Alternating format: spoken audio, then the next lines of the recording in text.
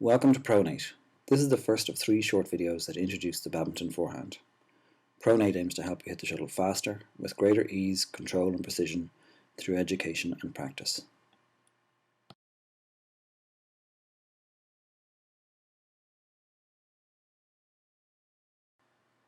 This first video explains forehand grips in detail.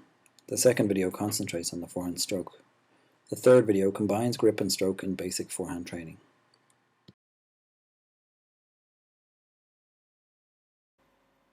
Improving your forehand grips helps you to hit the shuttle faster and easier with greater control and precision.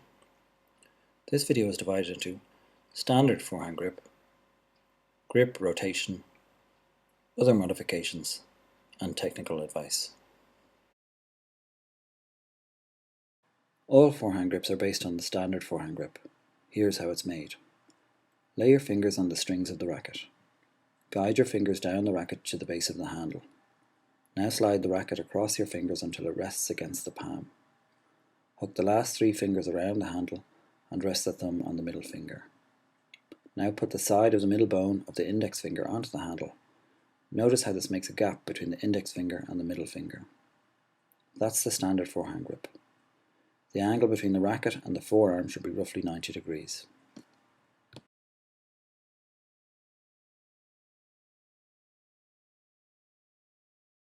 Sometimes it is useful to rotate the grip from the standard forehand grip. The main reason to rotate the grip is so that, at the moment of impact, the racket faces the intended direction of the shuttle. In this video, hitting the shuttle straight up requires a standard forehand grip. If the shuttle is to be struck to the left, the grip is rotated anti-clockwise to turn the racket face to the left. If the shuttle is to be hit to the right, the grip is rotated clockwise so the racket faces right at the moment of impact. Perhaps you can imagine that grip rotations are also used if the shuttle is to be hit straight when the arm is behind the body or in front of the body. The second reason to rotate the grip is to cut the shuttle, which is to alter the expected flight of the shuttle. Novice players generally play without cut and so are mainly interested that the racket faces the intended direction of the shuttle.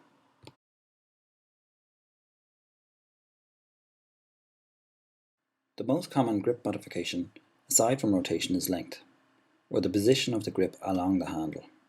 Changing the length of the grip changes the responsiveness and power characteristics of the racket.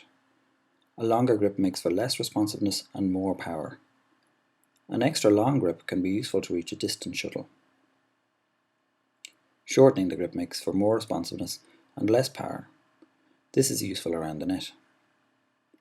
An advanced modification used for net play is where the racket is held in the fingertips. This allows the player to change the spin of the shuttle without using much force. With these simple modifications, it is possible to play almost any forehand shot.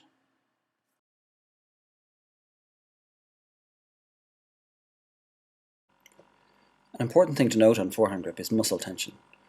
Many players grip their rackets too tightly when it is unnecessary. Muscles perform best if they are relaxed before activation.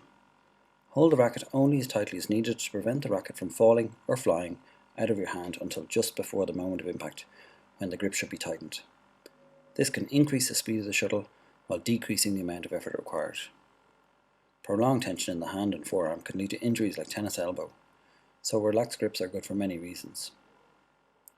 Lastly, most racket handles are designed for players with averagely sized hands. Altering the size of the handle may make it more awkward to manipulate, more difficult to feel the features of the handle, and can make the racket less responsive.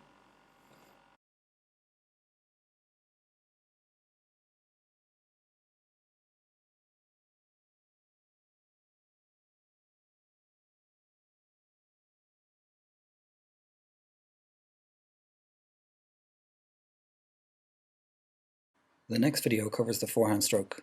The third video in this series covers basic forehand training. Pronate. Hit the shuttle faster with greater ease, control and precision through education and practice.